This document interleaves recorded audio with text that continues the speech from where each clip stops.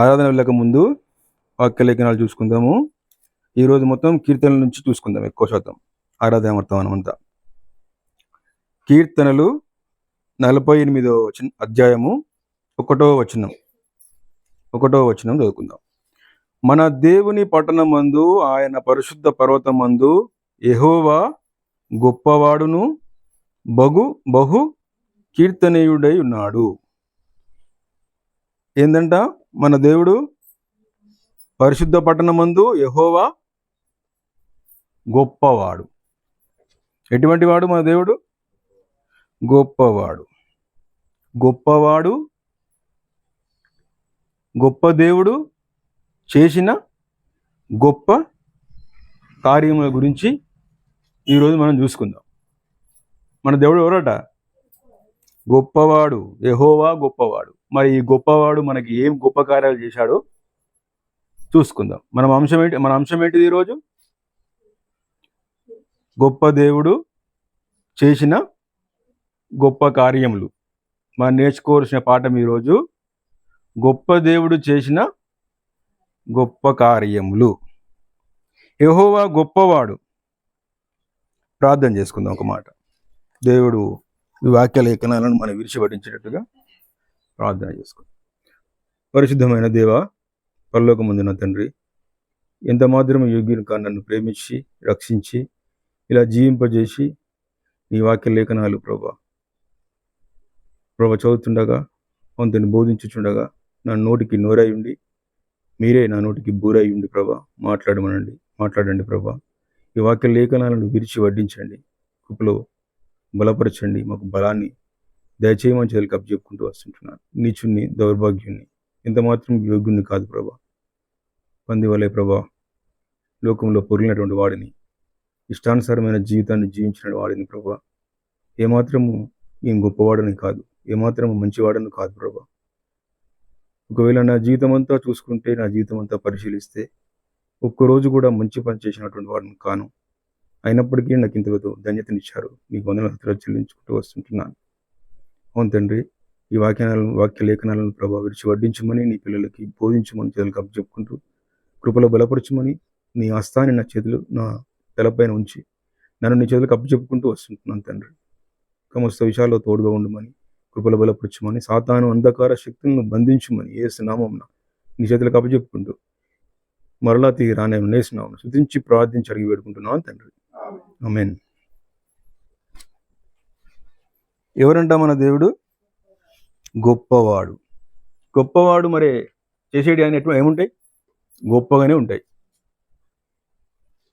మంచివాడు ఏం చేస్తాడు? మంచి పనులు చేస్తాడు. గొప్పవాడు అమ్మా రాగానే నీరవుతున్నావా? పోవద్దు, నన్ను చూడండి మంచిగా కొంత దగ్గరికన్నా కూర్చోండి. వచ్చి బాబు ఇటు కూర్చోపోయి ఫ్యాన్ కింద. అయితే గొప్పవాడు ఏం చేస్తాడు? మాట్లాడితే నీరవుతుంది. గొప్పవాడు ఏం చేస్తాడు? గొప్ప పనులు చేస్తాడు. చెడ్డవాడు చెడ్డ పనులు చేస్తాడు. మంచివాడు మంచి పనులు చేస్తాడు. మన దేవుడు ఎవరంట? గొప్పవాడు. గొప్ప దేవుడు చేసిన గొప్ప కార్యములు మనం ఈరోజు చూద్దాం. ఆయన గొప్పవాడు అనడానికి, ఎలా గొప్పవాడో తెలుసుకోవడానికి బైబిల్ గ్రంథమైన కీర్తన గ్రంథంలో మనం ఏం చెప్పినా నేను మొత్తం ఈ రోజంతా ఆరాధన వర్తమానం అంతా కీర్తన గ్రంథం నుంచే చూసుకుందాం. కీర్తనల గ్రంథము 18వ అధ్యాయము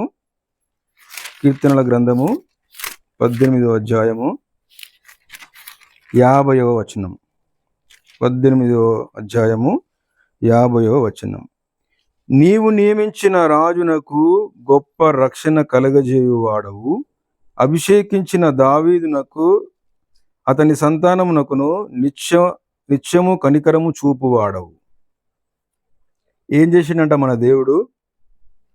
గొప్పవాడైన గొప్ప దేవుడు గొప్ప కార్యం ఏంటిది? ఏమున్నది అందులో? 50వ వచనంలో, నీవు నియమించిన రాజునకు గొప్ప రక్షణ కలగజేసిన వాడు. ఏం కలగజేసినంట మన దేవుడు? మొదటిగా గొప్ప రక్షణ కలగజేసినాడు. మనకిచ్చిన రక్షణ ఎంతో గొప్పది. దీన్ని వర్ణించడానికి ఎవరి వల్ల వీలు పడదు. వీని వర్ణించడానికి ఎవరి వల్ల వీలు పడదు. అంత గొప్ప రక్షణ మనకిచ్చిన దేవుడికి కృతజ్ఞతాస్తుతులు చెల్లించవలసిన సమయం ఇది. అర్థమవుతుందా మీకు? ఇది పరలోకంలో మిగిలిపోయే రక్షణ, పరలోకంలో నిలిచిపోయే రక్షణ. ఈ లోకంలో ఉన్నది ఏది నిలిచిపోదు పరలోకంలో. ఈ లోకంలో ఉన్నది ప్రతిదీ ఇక్కడి మట్టుకే, పరలోకం రాదు, మన ఎంబడ రాదు. మనం కట్టుకున్న బట్టలు కూడా మన ఎంబడ రాదు, మనం వేసుకున్న బంగారు నగలు కూడా మన ఎంబడ రావు. వచ్చేది ఒకటే. ఏంటిది? అది ఎంబడ ముందుంటది. మనకు ముందు ఏంటిది? ఏముంటది? మాట్లాడండి. రక్షణ ఉంటుంది. ముందు రక్షణ నడుస్తుంది మన ముందు. అదే మనకు ఐడెంటిటీ కార్డ్, ఆధార్ కార్డ్. అది ఉంటేనే పరలోక రాజ్యంలో ప్రవేశం ఉంటుంది. అందరూ రక్షింపబడ్డరా ఉన్నోళ్ళంతా? అది లేకపోతే ఓటు. ఇప్పుడు ఎలక్షన్లు వస్తున్నాయి కదా, ఎలక్షన్లు వస్తున్నాయి. ఎలక్షన్కు ఓటు వేయాలంటే ఏం కావాలా? ఓటర్ కార్డు కావాలా, లేకపోతే ఆధార్ కార్డు కావాలా, లేకపోతే ఏదన్నా ఒకటి ఐడెంటిటీ ప్రూఫ్ కార్డు కావాలా, ఐడెంటిటీ కార్డు కావాలా. డ్రైవింగ్ లైసెన్స్ అయినా వెళ్తుంది. గవర్నమెంట్ ఇచ్చిన ఏదో ఒక ఐడి కార్డు ఉండాలి. మనం పరలోక రాజ్యం పోవాలంటే మనకు ఉండవలసిన ఐడి కార్డు ఏంటిది? రక్షణ అనే ఐడి కార్డు, ఆధార్ కార్డు. అది లేనిది పరలోక రాజ్యంలో ప్రవేశం లేదు. అర్థమవుతుందా? ఒకవేళ ఈ లోకంలో ఇచ్చిన ఓటర్ ఐడి కార్డు పోయిందనుకో, ఓటేస్తుందా? నువ్వు ఒరిజినల్ కార్డు తీసుకురాపో అంటారు. ఒరిజినల్ కార్డు తీసుకురాపో, అప్పుడు ఓటేయని ఇస్తాం అని అంటారు. అవునా కాదా? మరి ఈ లోకంలో ఓటేయడానికే నీకు ఐడెంటిటీ కార్డు పోతే చెల్లదు. మనకిచ్చిన గొప్ప రక్షణ ఇచ్చిన దేవుడి రక్షణ మనం కోల్పోతే పరలోక రాజ్యంలో ప్రవేశం ఉంటుందా? ఉండదు. రక్షణను కాపాడుకొని, రక్షణను చేతపట్టుకొని, అర్థమవుతుందా? రక్షణను చేతపట్టుకొని నడవాల. రక్షణను ఒక్క నిమిషం కూడా కోల్పోకూడదు. అర్థమవుతుందా?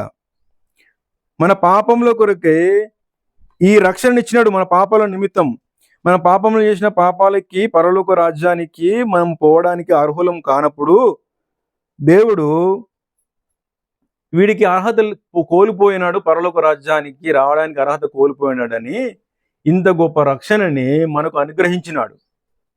ఇంత గొప్ప రక్షణ అనుగ్రహించిన దేవుడికి కృతజ్ఞతాస్తుతులు చెల్లించాలి, ఆరాధన చేయాల. మొదటిగా చెల్లించవలసింది ఏంటిది? గొప్ప దేవా, నాకు ఇచ్చిన గొప్ప రక్షణకై నీకు వందనాలయ్యా, వందనాలు ప్రభువా అని ఆరాధించాల. అర్థమవుతుందా? రెండవదిగా కీర్తనల గ్రంథము 76వ అధ్యాయము, కీర్తనల గ్రంథము 76వ అధ్యాయము, కీర్తనలు 76 1వ వచనం. యూదాలో దేవుడు ప్రసిద్ధుడు, ఇశ్రాయేలీలలో ఆయన నామము గొప్పది. మొదటిగా ఏమిచ్చినాడు దేవుడు? గొప్ప రక్షణనిచ్చినాడు. రెండవదిగా గొప్ప నామాన్ని ఇచ్చినాడు. అర్థమవుతుందా మీకు? మీరు మాట్లాడకపోతే నేను మాట్లాడను. దేవుడు ఏమిచ్చినాడు మనకి? గొప్ప రక్షణ ఇచ్చిండు, గొప్ప నామాన్ని ఇచ్చిండు. గొప్ప నామం అంటే ఏంటిది? పెట్టుకునే నామం అనుకోయారు. ఈ నామాలు, అడ్డనామాలు, పొడు నామాలు కాదు. నామం అంటే ఏంటిది? పేరు. ఆయన పేరు. ఇది నామం అంటే, గొప్ప నామం అంటే ఆయన పేరు. అది ఈ పెట్టుకునే నామాలు కాదు. నామం అంటే పేరు. ఆయన పేరు పోయబడిన పరిమళ తైలముతో సమానం అంట. ఆయన నామము పోయబడిన పరిమళ తైలంతో సమానం. ఆయన పేరు వింటేనే, ఆయన నామం వింటేనే దయ్యాలు గడగడ గడగడ వణుకుతాయంట. అర్థమవుతుందా? ఆయన నామం వింటే, యేసు నామంలో ప్రార్థన చేస్తున్నామంటే ఎంత పెద్ద దయ్యమైనా వణికిపోవలసిందే. యేసు నామమున ఈ రోగం పోవును కాక అంటే పోవలసిందే. యేసు నామములో నువ్వు ఏదడిగినా రావలసిందే. అంత గొప్ప నామం, అంత గొప్ప నామం. ఏ నామమున మళ్ళీ రక్షణ కలగదు. ఏ నామమున రక్షణ ఉందా ఈ భూలోకంలో? ఒక్క యేసు నామమున తప్ప ఏ నామమున రక్షణ లేదు. అది ఏకైక నామము యేసు క్రీస్తు అనబడిన నామము. ఆయన ద్వారానే రక్షణ. ఈ నామం కోసము ఎంతో మంది చచ్చిపోయినారు, ఎంతో మంది బలియాగమైనరు, ఎంతో మంది హతసాక్షులైనరు, ఎంతో మంది సిలువ వేయబడ్డరు, ఎంతో మంది కాల్చబడ్డరు, ఎంతో మంది చీల్చివేయబడ్డరు. ఒక్కొక్కరిని రెండుగా చీల్చినారంట. రెండుగా చీల్చేసి ఒక ముక్క అటు ఒక ముక్క ఇటు పారేసినారంట. ఈ నామం కోసము ఎంతో మంది బలియాగాని చేసినారు. నామం ఆషామాషి నామం కాదు. అందుకే అన్నాడు ఇక్కడ దేవుడు కీర్తన గ్రంథంలో, ఇశ్రాయేలీయులలో ఆయన నామము గొప్పది. ఎంతో మంది బలియాగం చేశారు ఈ నామం కోసం. ఈ నామాన్ని నామరూపాలు చేయాలనుకుంటున్నారు, చేయాలనుకుంటున్నారు, కానీ ఎప్పటికీ చేయలేరు. ఎంత నామరూపాలు చేయాలని ప్రయత్నించినా ఈ నామము అంత గొప్ప చేయబడుతుంది తప్ప తగ్గించబడతలేదు. ఈ నామం అర్థమవుతుందా మీకు? తగ్గించబడుతుందా? యేసు ప్రభువుతో ఉన్న శిష్యుల్ని ఒక్కొక్కరిని ఒక రకంగా చంపినారు, ఒక్కొక్కరిని ఒక్కో రకమైన విధానంలో చంపినారు. ఒకవేళ నామం గొప్పది కాకపోతే ఆ నామం అక్కడనే ఆగిపోయేది, ఇక్కడ దాకా వచ్చేది కాదు. దేవుని నామాన్ని ఎంత హింసపరిస్తే, దేవుని నామాన్ని ఎంత అవమానపరిస్తే అంత ఎత్తుకు ఎదుగుతుంది నామం. అందుకనే అట్టి నామం కాదు, ఇది గొప్ప నామం అయింది. అందరికంటే గొప్ప నామము, అన్ని నామముల కంటే గొప్ప నామమైంది. నార్మల్ నామం కాదు ఇది. అందుకనే ఇది గొప్ప నామంగా పరిగణింపబడ్డది, చాటింపబడ్డది, ప్రకటింపబడుతున్నది ఇప్పటికీ కూడా. ఈ నామమున మళ్ళా ఏమడిగినా ఇది జరుగుతుంది. ఈ నామానికి ఫోన్ నెంబర్ ఉంది తెలుసా? ఈ నామానికి ఫోన్ చేయొచ్చు తెలుసా మీకు? ఈ ఫోన్ నెంబర్ ఉంది తెలుసా మీకు? ఈ నామానికి, ఈ నామం ఫోన్ నెంబర్ చూడండి ఒకసారి. 1414 దీని నామం నెంబరు. 1414 14 దేవుని ఫోన్ నెంబరు. నా నెంబరు 773082 ఎక్సెట్రా. సపోజ్ నాకు 10 నెంబర్లతో ఒక నెంబర్ ఉంటుంది నాతో మాట్లాడాలంటే. దేవునితో మాట్లాడాలంటే ఒక నెంబర్ ఉంటుంది. అమ్మా వింటున్నావా, పంటున్నావా? విను. దేవునితో మాట్లాడాలంటే ఒక నెంబర్ ఉంది మనకి. చూడండి ఒకసారి, యోహాను సువార్త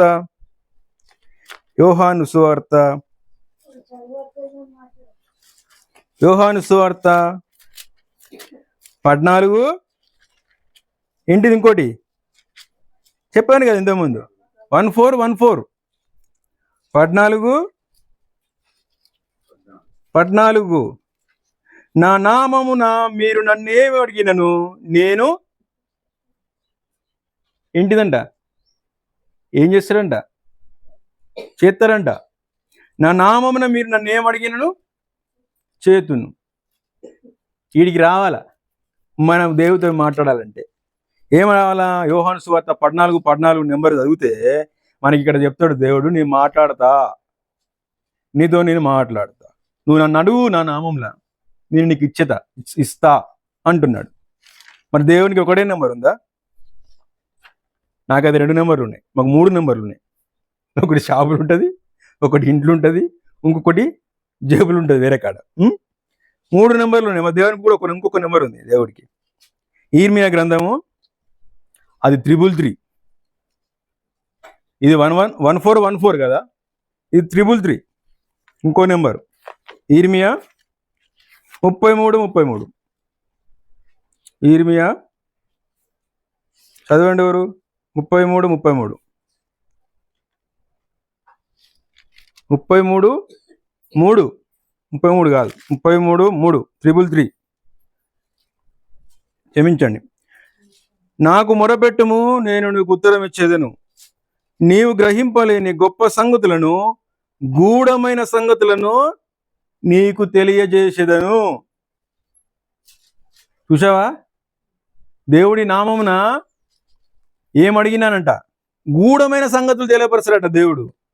ఏం సంగతులు? గూఢమైన సంగతులు అంటే ఎవ్వరికి తెలియని సంగతులు, ఎవ్వరు చేయలేని, ఇంతకు ముందు ఎవరికి తెలియని సంగతులని మనకి తెలియపరచాడంట. ఏం అడగాల అప్పుడు? అట్టిగానే తెలియపరచాడా? నాకు మొరపెట్టుము, నాకు ముందుగల మొరపెట్టు, నాకు ఫోన్ చెయ్యి ముందుగల అంటే మోకరించి ప్రార్థన చేయాలా యేసునామమున.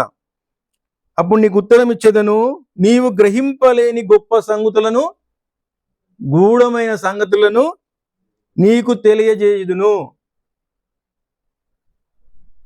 ఇప్పుడు ఈ లోకంలో మనం వాడుతున్న ప్రతి ఒక్క వస్తువు ఒకప్పుడు గూఢమైన సంగతులే. బల్బు కనిపెట్టిన ఎడిసన్, థామస్ ఆల్వా ఎడిసన్, ఆయన గూఢమైన సంగతే కనుగొన్నాడు. ఎవరికి తెలియదు అప్పటికి బల్బు ఉంటుంది, దాంతో కరెంటుతో బల్బు తయారయ్యచ్చు అని ఎవరికి తెలియదు. అది గూఢమైన సంగతి. ఆయనకు మొరపెట్టినాడు, దేవుడికి గూఢమైన సంగతిని తెలియపరిచినాడు. అర్థమవుతుందా మీకు? ఇలా ఎన్నో ఎగ్జాంపుల్స్ ఉన్నాయి. ప్రతిదీ, ఒక విమానం కానీ, రైలు కానీ, ఫోను కానీ, ఫేస్బుక్ కానీ, ట్విట్టర్ కానీ, ఇన్స్టాగ్రామ్ కానీ, వాట్సాప్ కానీ, చాలా ఉన్నాయి. ఇట్లా గూఢమైన సంగతులను బయలుపరిస్తే ఈరోజు ప్రపంచవ్యాప్తంగా అవి వ్యాపించినాయి. అవి లేనిది మనం జీవిస్తలేము. దేవునికి మొరపెడితే అంత గొప్ప కార్యాలు చేస్తాడు. ఆయన నామము అన్నిటికన్నా గొప్ప నామము. ఇంకోటి వద్దాం. ఫస్ట్ ఏంటిది? మొదటిగా గొప్ప రక్షణ, రెండవదిగా గొప్ప నామము, మూడవదిగా అదే కీర్తనల గ్రంథము 126 అధ్యాయము 3వ వచనం. కీర్తనలు 126 3వ వచనం. యెహోవా మన కొరకు గొప్ప కార్యములు చేసి ఉన్నాడు, మనము సంతోషభరితులమైతిమి. ఏం చేశాడంట దేవుడు? మూడవదిగా గొప్ప దేవుడు ఏం చేశాడంట? గొప్ప కార్యము చేసిన దేవుడు. గొప్ప కార్యాలు చేశాడంట. ఏం కార్యం చేశాడు మనకి సంతోషాన్ని ఇచ్చాడు. మన జీవితంలో కష్ట సుఖాలను తొలగించి సంతోషాన్ని ఇచ్చాడు. మన జీవితంలో గొప్ప కార్యం చేసినాడు. నా పట్ల చేసిన గొప్ప కార్యాలు అనేకాలు ఉన్నాయి. నా పట్ల దేవుడు ఎన్నో గొప్ప కార్యాలు చేసినాడు. మీ పట్ల చేశాడా? దేవుడు చేశాడా? మరి అప్పుడు దేవుడు ఏమవుతాడు? గొప్ప కార్యాలు చేసిన దేవుడు అవుతాడు. నా పట్ల చాలా చేసినాడు, ఎన్నో గొప్ప కార్యాలు చేసినాడు. చేయగలడు, చేస్తాడు, చేసినాడు, చేయగలడు. అర్థమవుతుందా మీకు? ఎన్నో గొప్ప కార్యాలు చేయొచ్చు దేవుడికి. నేను ఇలా నిలబడతా నేను అనుకోలే, నేను ఇలా వాక్యం చెప్పవుతా అని నేను అనుకోలే నా జీవితంలో. అటువంటి పాప స్థితిలో ఉన్న నన్ను వాడుకున్నాడు దేవుడు, వాడుకుంటుండే గొప్ప కార్యమే కదా ఇది. నాకున్న అలవాట్లు నేను మారుతాను ఎప్పుడు అనుకోలే నా జీవితంలో. అసలు నాతో అవుతుందా అని అనుకున్నా, మార్చడం అవుతుందా, మార్చుకోగలనా అని అనుకున్నా. కానీ దేవుడు మార్చి నా జీవితంలో గొప్ప కార్యాలని చేసినాడు. అందుకే దేవుడు ఏమైండు? గొప్ప కార్యాలు చేసిన దేవుడుగా మన ముందు ఇప్పుడు వాక్య రూపకంగా ఉద్భవించినాడు, ఉన్నాడు. మనం మాట్లాడుకుంటున్నాం. అందుకనే చేశాడా? మీ పట్ల ఎవరి పట్ల చేయలేడా గొప్ప కార్యాలు? ఒకటైనా ఉందా? ఉండాలి. చేస్తాడు. ఎప్పుడు చేస్తాడు? ఆయన మొరపెడితే చేస్తాడు, ఆయన అడిగితే చేస్తాడు. ఆయన చేతికి టోటల్గా అప్పచెప్తే చేస్తాడు. సగం మనం చేసి సగం ఆయన చేయమనద్దు. ఏ పనైనా మీకు అర్థమవుతుందా? సగం మనం చేసి సగం ఆయనను చేయమంటే చేయడు ఆయన. ఏ పనైనా పూర్తి బాధ్యత దేవుడి చేతిలో పెట్టాల. ఈ పూర్తి బాధ్యత దేవుని చేతిలో పెడితే ఏ పెళ్లి సంబంధమైనా, ఇల్లు కట్టుకోవడమైనా, కారు కొనుక్కోవడమైనా, మన జీవితంలో ఏదైనా మనకి ఏది కావాలన్నా ఆయన చేతిలో పెట్టాల. అప్పుడు దాన్ని గొప్ప కార్యంగా, గొప్ప వస్తువుగా మనకు తీర్చిదిద్ది మన చేతిలో పెడతాడు దేవుడు. ఎప్పుడు? పూర్తిగా ఆయన చేతులకు అప్పచెప్పినప్పుడు, పూర్తి అధికారం మన మీద దానికి ఇచ్చినప్పుడు. మనం ఇస్తాం అధికారం దేవుడి పైన. నా పట్ల నీ కృపను చూపు ప్రభువా, నన్ను నీ దగ్గర పెట్టుకో ప్రభువా, నా లోపలికి నువ్వు రా ప్రభువా అంటాము. మళ్ళీ మనం చేసేటి మనం చేస్తాం. దేవుడు ఎట్లా పని చేస్తాడు? పని చేయడు. ఇప్పుడు మా ఇంటికి వంట చేసేందుకు మీరేమో నీ సపోజ్ అనుకుంటాను, మీరు కారు ఒకవేళ మీరు మంచిగా వంట చేస్తారు అనుకో, ఓలో ఇల్లు ఉన్న ఒక అమ్మ మంచిగా వంట చేస్తారు. మంచిగా వంట చేస్తే తక్కువండి, అయ్యో అక్క మంచిగా వంట చేస్తుంది సీను, మరి ఆమెను తెప్పిద్దాము, మంచిగా వంట చేస్తుంది, మనం అందరం కలుసుకుని మంచిగా వండుకొని తిందాము, అక్కని రమ్మని చెప్పేసి నేను అంట.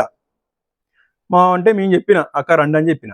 మంచిగా వంట చేస్తుంది అంటే ఒక అక్కను అంత రమ్మని చెప్తే అంటే వచ్చింది ఇంటికి, మంచిగా వంట చేసేందుకు వచ్చింది. ఈ అక్కను వంట చేసేందుకు పిలిపించి మనమే వంట పోయి ఇక్కడ నిల్చున్నాం అనుకో, ఇదే అక్క, ఉప్పు ఇంతే అక్క, కారం ఇంతే అక్క అని చెప్పినాం అనుకో, ఆ అక్క వంట చేస్తుందా? చేయొచ్చుదా? అక్కకి చేయరాదు. ఇక నువ్వు వేసుకోపో, నేను ఎందుకని చెప్పి ఆమె వెళ్ళిపోతుంది. అవునా కదా? ఆమె తీసుకొచ్చింది ఎందుకు?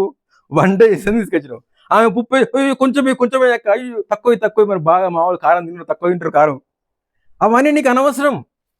వంట చేసి ఆమెకి వంట అయిపోయినాక నువ్వు పక్కకుండాల, అప్పుడు ఆమె సరైన వంట చేసి మనకి ఇస్తుంది.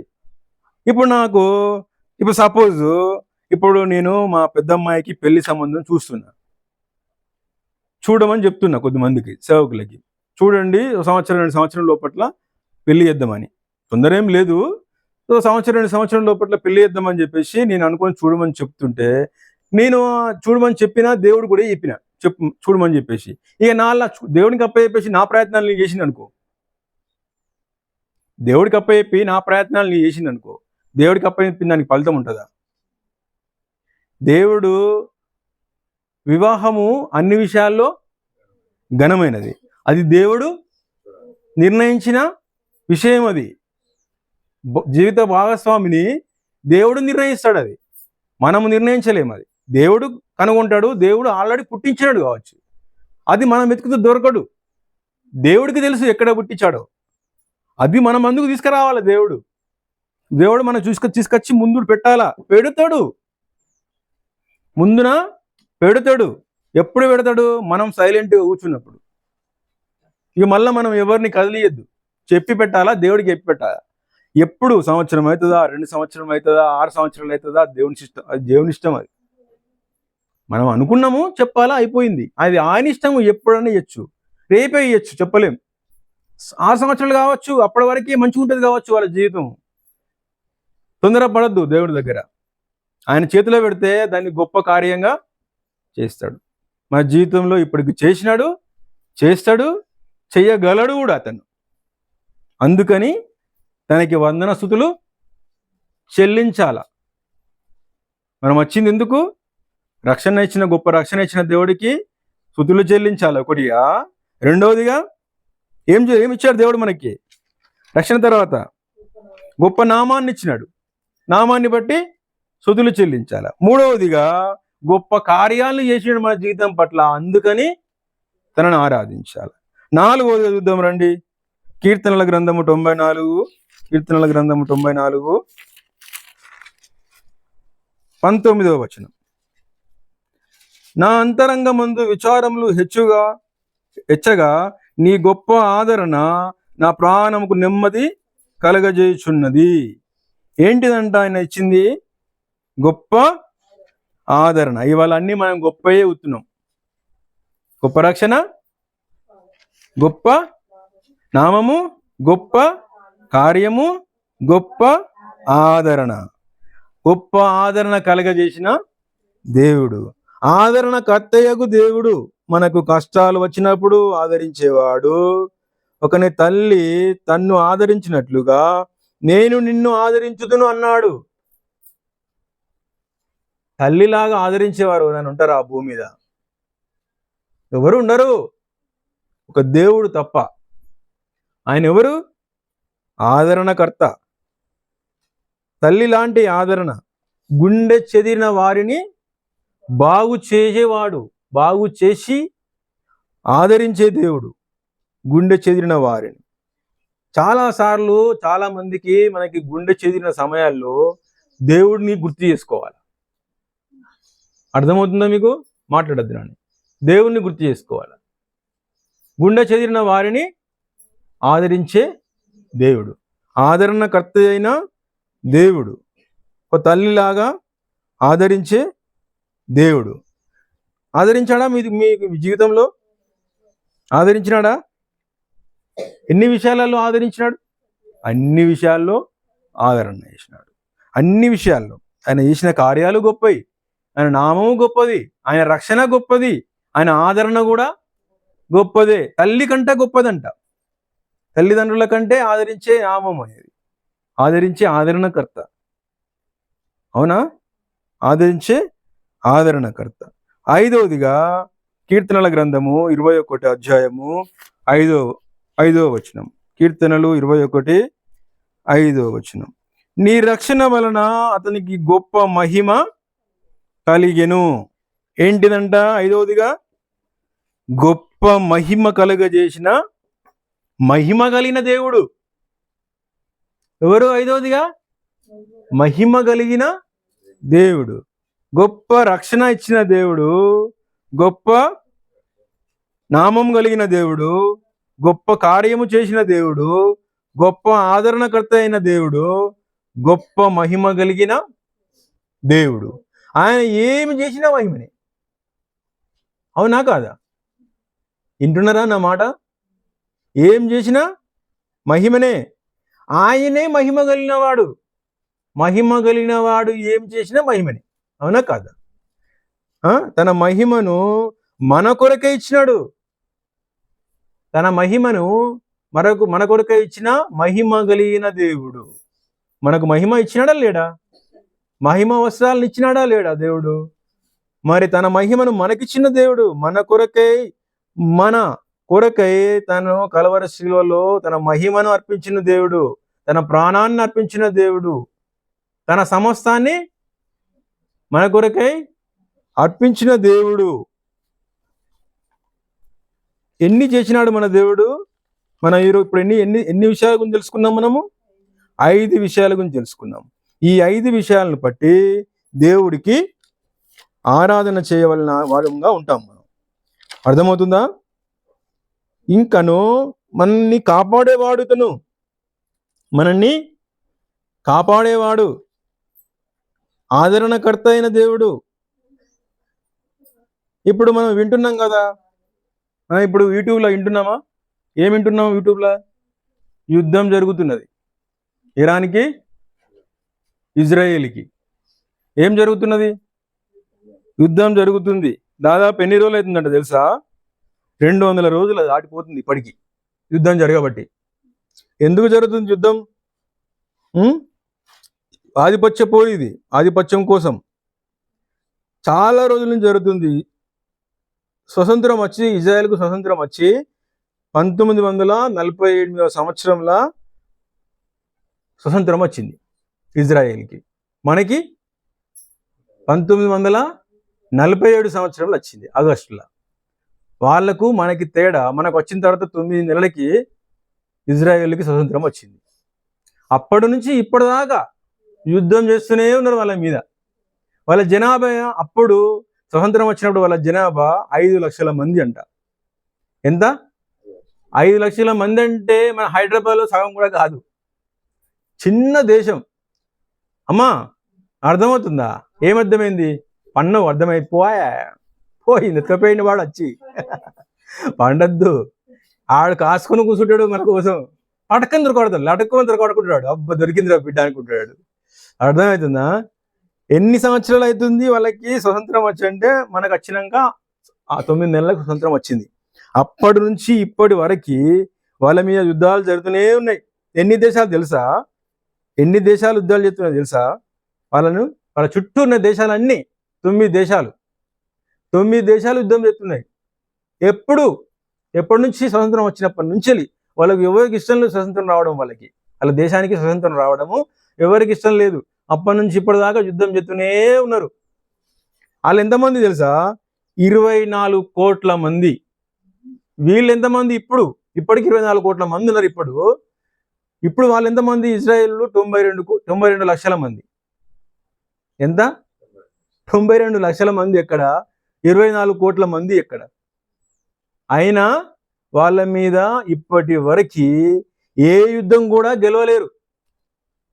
తెలుసా మీకు? ఏ యుద్ధం కూడా ఇజ్రాయెల్ పైన గెలవలే. దాదాపు ఎన్ని యుద్ధాలు చేశారు తెలుసా? ఎన్ని యుద్ధాలు చేశారంటే వాళ్ళ దగ్గర వాళ్ళు దాదాపు 167 యుద్ధాలు చేశారంట. ఇంతవరకు కూడా ఒక్కరు కూడా విజయాన్ని పొందలేరంట. వీళ్ళని కాపాడేవాళ్ళు ఎవరు? మరి వీళ్ళని కాపాడేవారు దేవుడు కాపాడుతున్నాడు. ఎవరిది వీళ్ళని కాపాడేవారు? ఎవరు? వారికి అసలు వీళ్ళకు బలం ఎక్కడిది? చూడండి, వాళ్ళ బలం ఎక్కడ చూద్దాం. వాళ్ళ బలం ఎవరు? వాళ్ళని కాపాడేవారు ఎవరు చూద్దాం. వాళ్ళని కాపాడేవారు, వాళ్ళని జయాన్ని ఇచ్చేవారు ఎవరు చూద్దాం. కీర్తనలు 91:7. కీర్తనలు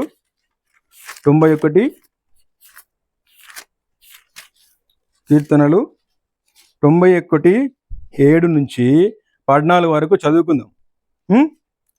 నీ ప్రక్కను 1000 మంది పడినను, నీ కుడి ప్రక్కను 10,000 మంది కూలినను అపాయము నీ యొద్దకు రాదు. కూర్చుండగా భక్తిహీనులకు ప్రతిఫలము కలుగును.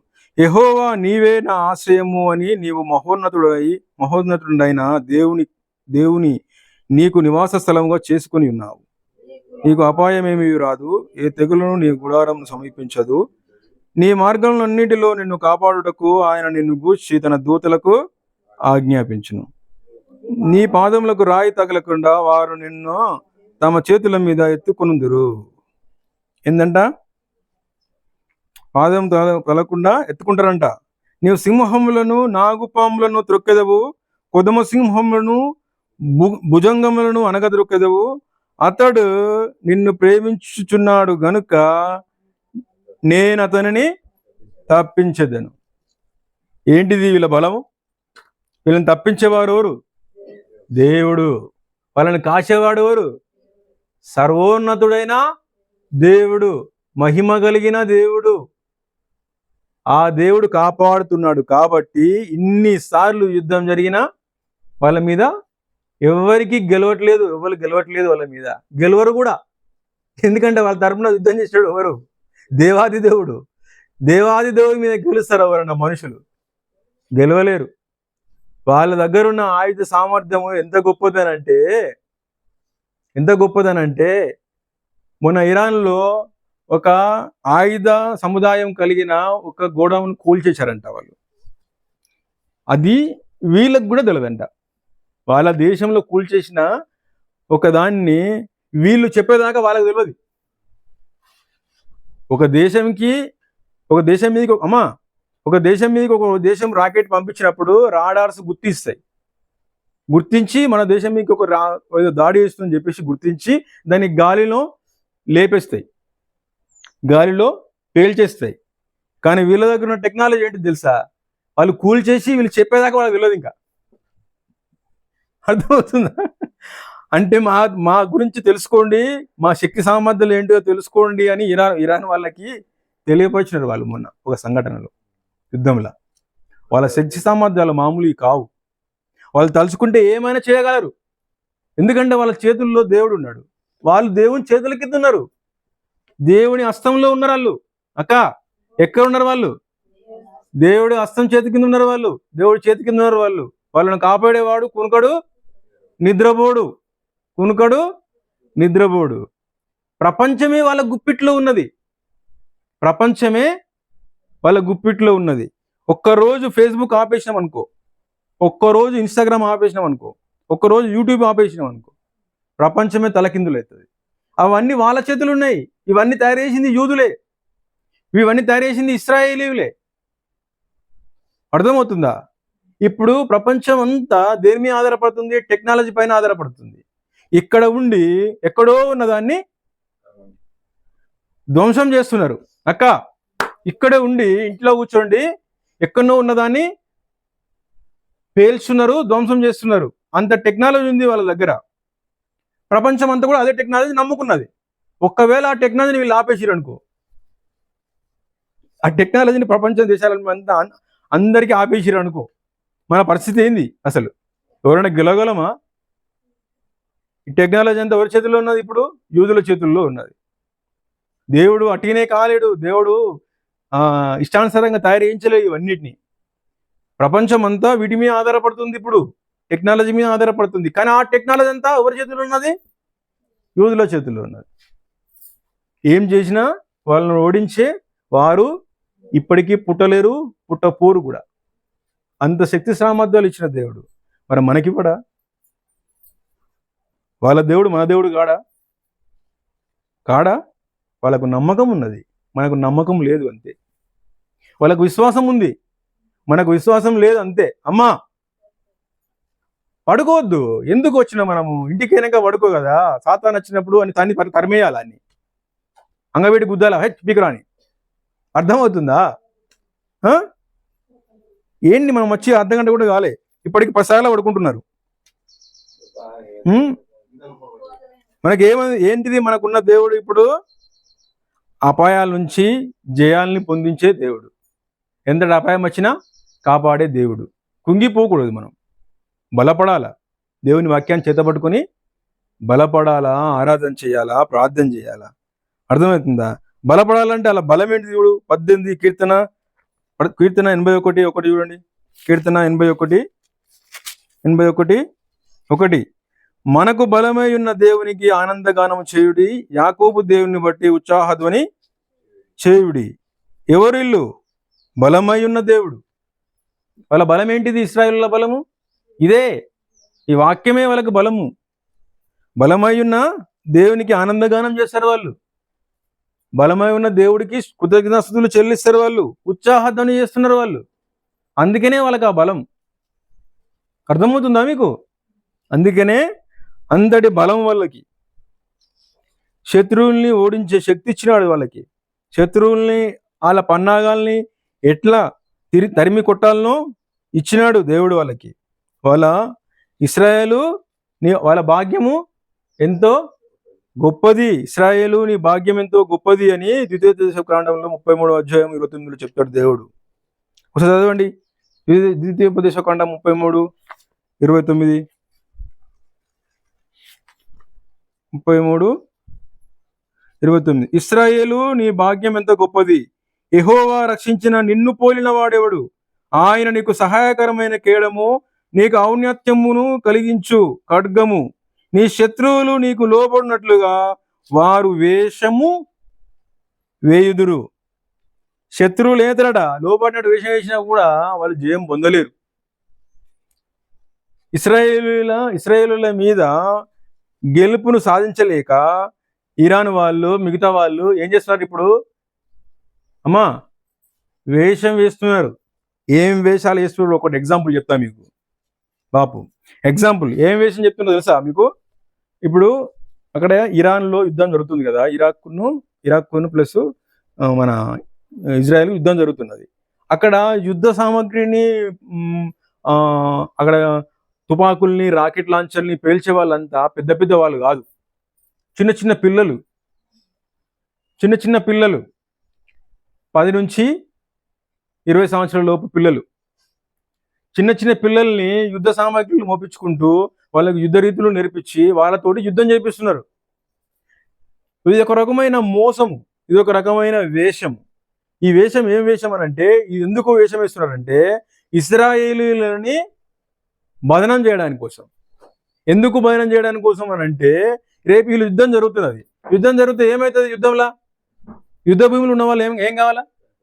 చనిపోవాలి. ఎవరో ఒక పక్క యుద్ధ భూమిలో ఉన్న వాళ్ళు చనిపోతే యుద్ధం మీద గెలుస్తారు, వారి దేశం మీద గెలుస్తారు. ఇప్పుడు యుద్ధ భూమిలో ఉన్నది ఎవరు? చిన్న పిల్లలు. రేపు చచ్చిపోయి వాళ్ళు చచ్చిపోతారు, చిన్న పిల్లలు చచ్చిపోతారు. రేపు ఏమంటుంది ఇరాను, చూసిర్రా మా దేశం మీద యుద్ధం చేసి మా దేశంలో ఉన్న చిన్న చిన్న పిల్లల్ని చంపేసినారు, ఇంత దుర్మార్గులు వీళ్ళు ఇజ్రాయేలీలు అని ఏం చేస్తున్నది ఇక్కడ? వీళ్ళు వేషం వేస్తున్నారంట. వాక్య లేఖనాలు అట్టిగా పోలేవు ఇవి. ఈ వేషం వేస్తున్నారు. ఎప్పుడు రాసిపెట్టినాడు దేవుడు? ఇవి భూమి పెట్టక ముందు రాసిపెట్టినాడు దేవుడు ఇవన్నీ. ఇప్పుడు నెరవేరుతున్నాయి ఈ వాక్య లేఖనాలు. ఇప్పుడు జరిగేది అదే జరుగుతున్నది. చిన్న చిన్న పిల్లలతో యుద్ధం చేపిస్తున్నారు. అదేంటిది? దానికి మూలం ఏంటిది? వాళ్ళను భయనం చేయాల, ప్రపంచ దేశాల ముందు దోషిగా నిలబెట్టాల. ఏ దేశం ఒప్పుకోదు చిన్నపిల్లలను చంపితే, ఒప్పుకోదు. కానీ వీళ్ళు చిన్నపిల్లలు చంపాలనే ఉద్దేశమా వీళ్ళది? కాదు. యుద్ధం చేస్తున్నారు వాళ్ళు. యుద్ధ భూమిలో చిన్నపిల్లలు వీళ్ళు పెడుతున్నారు. అక్కడ పెట్టద్దు, అది కావాలని భయనం చేయాలని పెడుతున్నారు. కానీ ఇక్కడ వాళ్ళు ఏం చేసినాడు దేవుడు?